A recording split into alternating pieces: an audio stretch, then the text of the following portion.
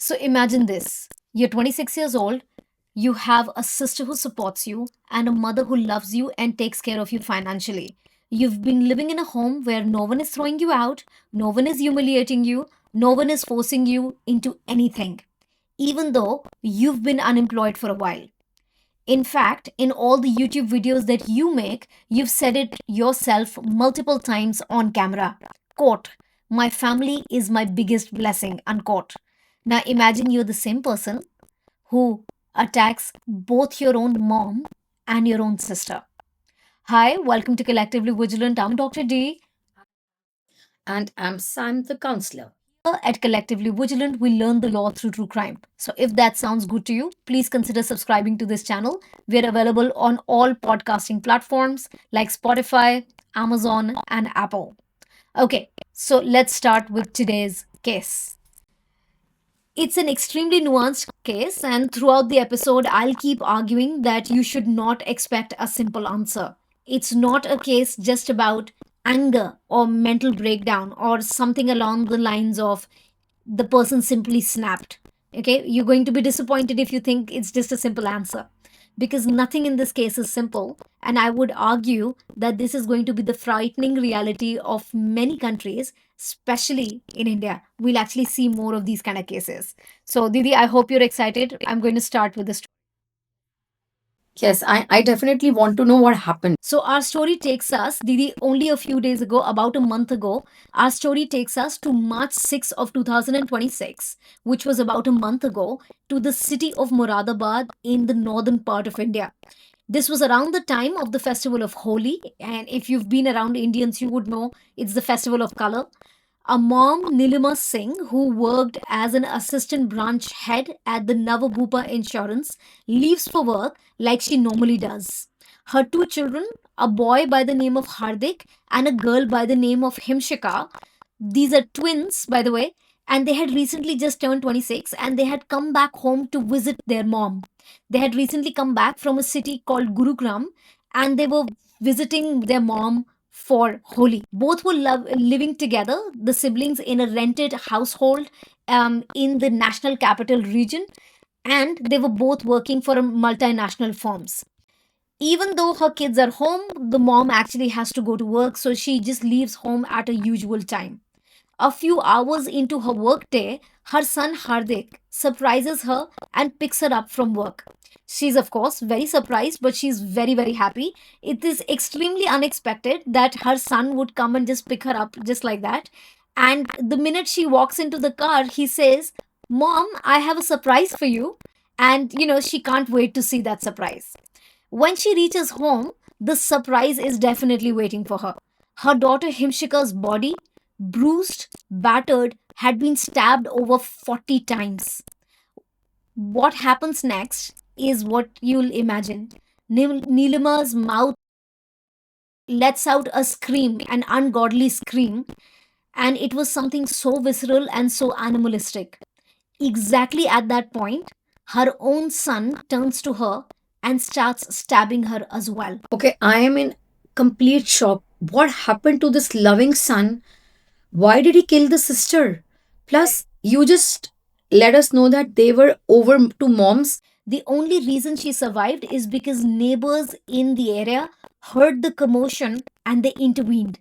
By the time the neighbors got there, the son Hardik had already fled the scene and Nilima was lying there bleeding and she collapsed right next to the body of her daughter. Despite the severity of attack, Nilima somehow survived and she had gone through a very tough life already, and this was the kind of thing that she wouldn't ever imagine would happen to her. Her son Hardik was then on the run after killing his own sister and nearly killing his own mom. But how did this loving, average, humble, middle class family get here? Didi, anything you want to say so far? No, I'm in shock. I honestly don't have words after hearing that it's such a close-knit, loving family, average, humble. Yeah. How did I mean, can you tell us more about this family? Right. So Nilimar Malhotra, the mother, got married in her early 20s in the year 1996 to a man by the name of Inderjeet Singh. So she moved from a place called Budwan to settle into her husband's home in a place called Muradabad. Now, both of these places are in the biggest state of India, which is called Uttar Pradesh. In the year 2000, she gave birth to twins. The boy was named Hardik Singh and the girl was named Himshika Singh. The couple already had a lot of problems by the time these kids were born, and eventually they separated and later divorced. And then the mother Nilima moved both of her children into a rented apartment where she moved these children and started working tirelessly to support both of them. Despite all this grief in her family, she was an incredibly positive person. As a matter of fact, you can see it in all the YouTube videos as well. She was constantly giggling like a little kid, which is so amazing despite all the hardships. And we can see all this by ourselves in all the YouTube videos that both Hardik made and Himshika made. Hardik was more active on YouTube, and Himshika had her own Instagram channel where she would lip sync to family to songs. She would dance a lot. She was a beautiful, beautiful young girl. Now, when I play one of these videos to you, Didi, you can definitely see the family dynamic here, right? So, how do you feel about? You just saw a bunch of their videos. How did you feel? No, actually, it brings smile to my face. They're full of life. They're so vibrant, Yeah. but it's so sad what happened. But I would love to know what exactly happened to this family, because their videos have a kind of energy that you can liven up the room. Yeah. So, by the way, as I said, she had moved into a separate accommodation. She was with her husband for about almost 10 years before they separated and later divorced. And then she even put her children through public schooling. And by the way, in India, public schooling actually means a private school. So she sent Hardik and Hemshika to exactly the same school. And that school is called New Public School in Chandigarh. And the reason why she was sending her children into a school in Chandigarh is because her own parents live there. Her son Hardik started to study law after grade 12, but he eventually dropped out and started working for a company called Flipkart. Now, by the way, for those of you who don't know, Flipkart is like India's original Amazon. And later on, Hardik joined a multinational company called Concentrix. The daughter Himshika finished her undergraduate degree, and then she joined her brother into this city, which is, a place where everybody goes to get a job in northern India. It's called Gurugram. And both of them began to stay together in the same home, and she joined a company called Teleperformance. At the same time, she was actually even pursuing an MBA. And she would, as I earlier mentioned, she would occasionally, post a lot of lip syncing videos, spontaneous dance performances. She was just absolutely gorgeous, and she shared her life with a small following of people. She had around 3,000 followers on her Instagram page.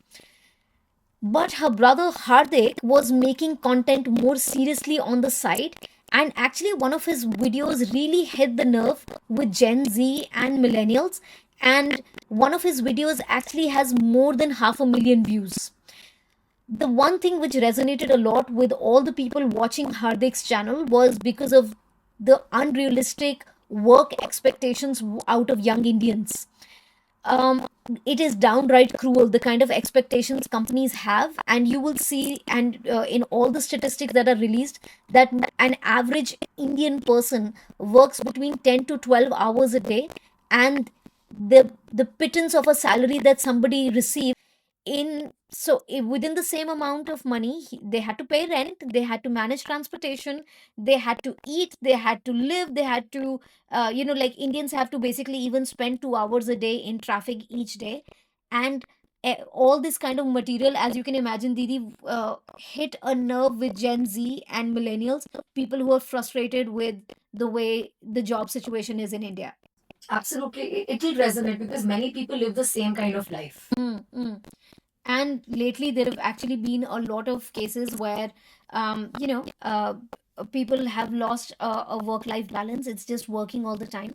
And the same thing you can see in Hardik's videos, where his frustration seems extremely genuine.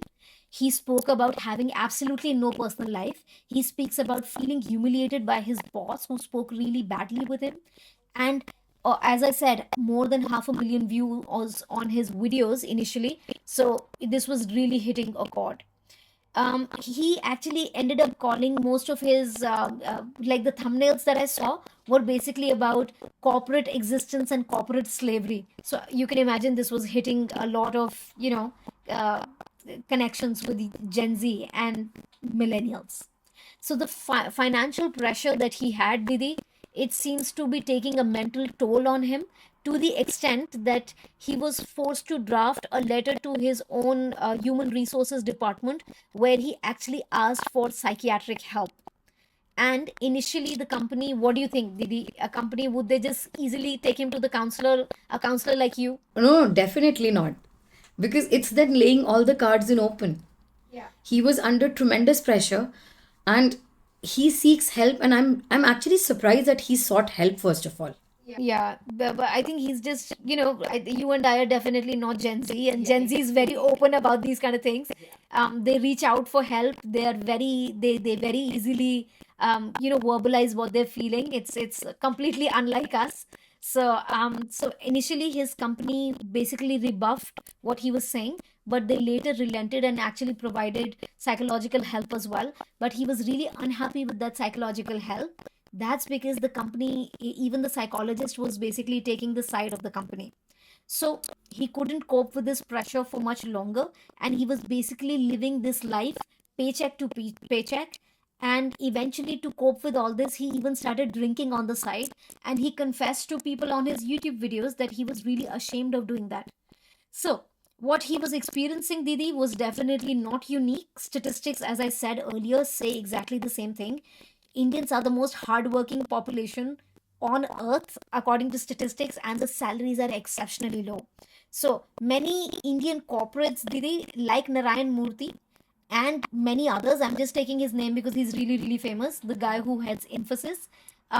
He basically has been heard several times in different videos saying things like Indians should be working like Chinese 6 days a week, 12 hours a day, and they should not be expecting an increase in their salary.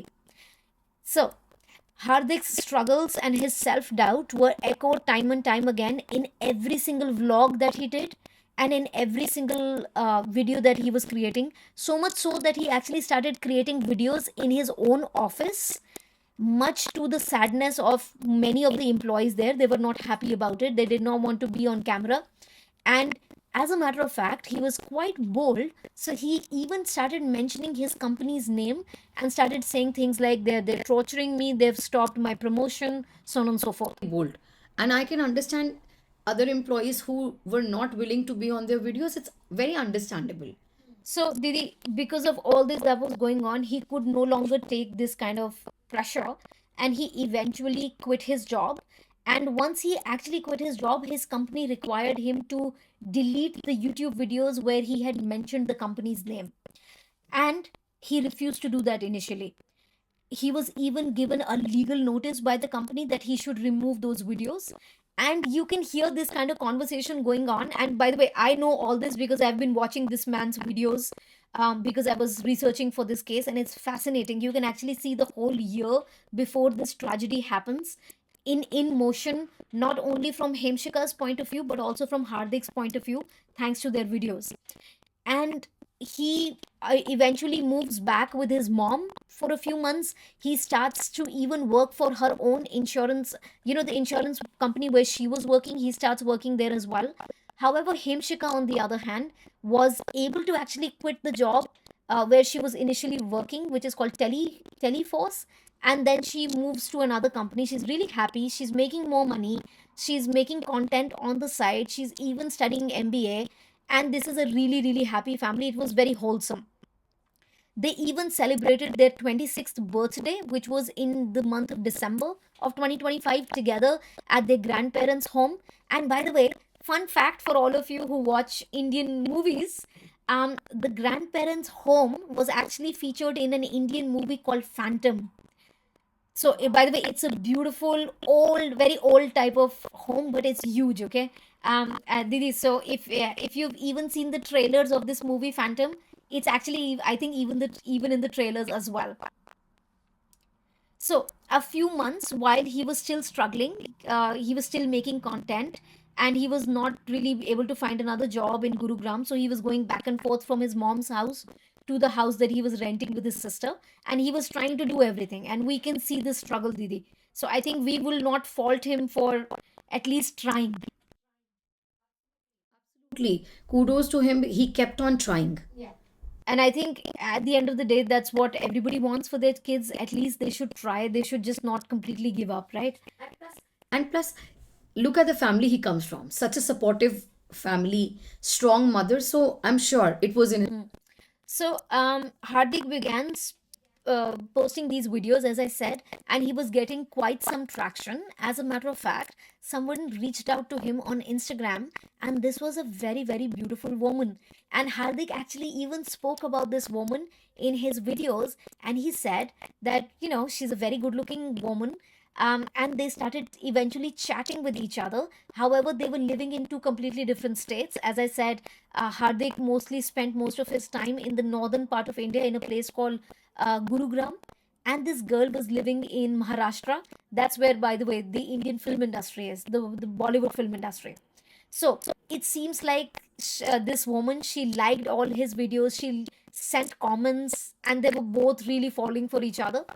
And eventually, they spoke so much with each other for hours on end every single day, that the Hardik even spoke to this woman's family. And now, a little twist, Didi. This woman followed Islam, and as you can tell, Hardik's family name is Hardik Singh. Hardik Singh's father and his grandfather's side of the family is actually Sikh, and they're half Hindus, half Sikhs in that sense. And the girl followed Islam, and her family followed Islam. So this could have, this that did not bode well with the family situation. How do you think Hardik's mom reacted to all this, Didi? She's a loving mother, but I'm not sure when it comes to religion how open minded she was. Right. So actually, she was she just basically kept saying, and you can see this through his videos. She kept saying, "This is not the time in life to be focusing on these things. First, focus on yourself and your career. Make something of yourself, and then everything else will fall into place." Yeah, and by the way, the sister was saying exactly the same thing as well. She was saying that this is not the time in life to be fighting with your company about legal notices. If they just want you to delete a video, go ahead and, yeah, delete it. Right? So, what happens next, unfortunately, is that Hardik began to think that his own family was against him. It seems he thought that the family, the mother and the sister, do not, want him to be happy, it seems. And he was also under a little bit of pressure because of the legal notice to delete that video. So now let me take you back to the day of the stabbing, which was March 6th of 2026. Since Hardik had fled the scene after stabbing his mother and his sister, and because so many of the neighbors had already seen him, he was on CCTV camera, and he was being tracked through CCTV footage by the police. He was on the run for about 24 hours after killing his sister. And then the next day, by the way, he killed his sister somewhere in the afternoon, and the police and the medical examiners speculate that it was somewhere around noon. So the time they're putting, an approximation is between 1 p.m. to 2 p.m. is sometime when she was killed. And Didi, do you want to guess how many stab wounds the brother gave to his sister? Okay, now when you ask me this question, it actually scares me. Like, was it an overkill? It definitely was an overkill, Didi. And you would be very sad to hear it was not one or two stabs, it was 40 stabs. Yes. Yeah, so this was clearly overkill. And on top of it, the scenario, Didi, is such that in the house, it seems the argument broke out between the brother and the sister somewhere in the kitchen. She was actually cooking at that time. Normal. It happens with all siblings, if I'm pretty sure. Yeah, but then I don't think I've ever followed you around with a knife, Didi. I'm lucky. Yeah. I'm really lucky. So in that sense, what's happened is he actually took the kitchen knife and he walked around. He was running after her, and he kept stabbing her. And at the end, the medical examiner said, when they did the autopsy, that she had over 40 stab wounds. And right. And on top of it, even in that short interim, when the mother had entered the house, he was able to stab his mother 6 times as well. So when he was arrested by the police the next day, by the way, he had fled in his own car. So of course they were able to track his number plate as well. So he was caught really easily. And when he was caught, the police asked him, "Why did you do this?" And he basically said that my mother and my sister. Didi, why don't you tell me? What would he say? So do you think, like, are we bringing in the context of the girl following different religion? No, Didi. So psychologically, what do you think? Okay, so when you bring in psychology here, the strongest frame is probably cognitive dissonance theory, because when you talk about Hardik's public self image and his final actions, the violent, because the videos you showed me, the violent actions are very inconsistent. Right. And in his videos, Hardik seems repeatedly like he presents his mother and sister in the emotional center of his life, as emotional center of his life. So is he considers them to be a blessing, his support system, and that is the only stable, only constant and ever changing things in his life. Then he allegedly goes and kills his twin sister, attacks the mother who has supported him. So, this contradiction, if you look at it, it's not small. And it Right, that's why, yeah, that's why they call it cognitive dissonance, because you, how do you have these two things going on in your mind at exactly the same time, where you seem to be full of gratitude for your mom and sister, but at the same time, there is also this reality where you've stabbed, basically, you've definitely killed your sister, and you've almost killed your mom. basically, at this point of time, his brain, like, you're right, he's fighting. So, his sister is now no longer a blessing in his mind. Mother becomes the person who's the puppeteer, maybe controlling her, controlling his life. And he considers them not supportive enough. Plus, she becomes the person who will suffer if I go to jail, the mother. So, probably now he's in his mind, he's rewriting the narrative, and the violence that he is inflicting on the mother is like an act of charity, basically. Yeah, by the way, that's, and you actually hit the nail on the head. He did say that to the police. He said, "Well, after I killed my sister, I knew my mother is going to suffer because of what I've done. So I decided to kill her as well, almost as, like out of mercy." And Didi, is there any sort of psychological framing that you think that, because I did show you a few of his videos, right? You haven't seen them as many as I've seen them. I actually saw hours of his videos. But do you remember the ones that I showed you? Do you think there is something that you want to talk about where it comes to his focus, probably? Yeah, when you talk about Hardik's videos, the ones that we've discussed about, it's the company, the boss, the system, the toxic work culture. Then comes in the girl's family, his sister's advice. So if you look at it, the psychological frame at this point of time is external locus of control. So, along with what other psychologists call, and psychologists call this as self serving basis, and it is also hostile attribution bias. So, when you talk about his grievances, they may have truth in. I mean, see, he was, of course, not happy in his workplace. So, they had some truth in them. And but if you look at the pattern, that pattern matters. So, if every difficulty is understood and something was done to him, then correction starts to feel like an attack. Anything sister says, Himshika says, it becomes central. Yeah, so basically, rather than looking at it as someone saying something out of concern for your well being, he started thinking of this as an attack. So every single thing, because he's so he's so self-centered in that sense that he thought that everyone trying to say something nice to him was actually attacking him. Exactly. Even if it's the sister and the mother who've always been there for him. So in that sense, he's a very sort of self-serving kind of person. Absolutely. And Yeah, by the way, absolutely. as I was watching all his videos, and I always make notes. So when I was making notes, I actually kept thinking this is a person who feels like, there is this wonderful quotation which goes something like this: woe is me. It's not really a quotation, it's just a phrase. Yeah. Woe is me, WOE is me. That's exactly what it was. Okay, everyone hates me, boss is after me. Like this thing is happening to me is what I kept thinking as he was like making these videos.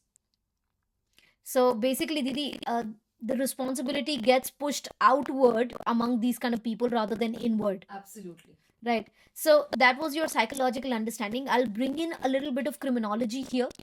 And this can actually be very beautifully be explained by two different theories, which I taught a few days ago in the class. So this is going to be fresh in everyone's mind.